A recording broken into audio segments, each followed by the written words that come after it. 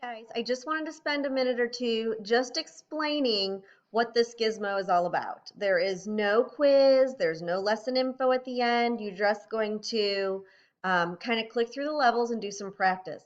Level 1 is pretty straightforward. It is just simply they're giving you an answer and you need to use the order of operations. So you're going to click on the operation you want it to do and it will do that for you. So if you need practice still with order of operations, you can go ahead and try that. If you are still struggling with the distributive property, level 2 is for you. So you start with a problem, they give you the answer. You need to make it, what's on the chopping block, look like what's on the card, the recipe card. So that means this 5 needs to be undistributed. And then that will make it look like what's on the card. Okay. Level 3 is a good one. I like level 3. Oops, I did not go to level 3. I like level 3 a lot. Level 3 has a problem that's been messed up. So you need to distribute this 5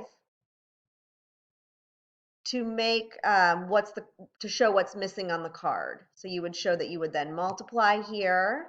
So 5 times 3 is 15. And then 5 times 9, you would type in the answer here. Okay? And then it'll say, good job. Level 4 and 5 are the ones that I really would like you to try. Okay?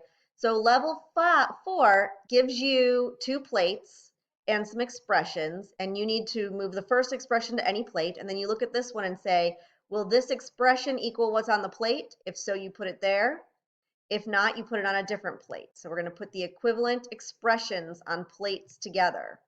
So these guys all go together, but this one, B, does not equal A. So it does not equal those. So you're putting the ones that equal on one plate and the ones that don't equal on the other. And it'll walk you through several examples. Level 5 is another great one for you to try because it's showing you a property and you just choose the property that it's showing and click submit. And it tells you if you're right or not. All right? So have fun with this gizmo. Let me know if you have any questions.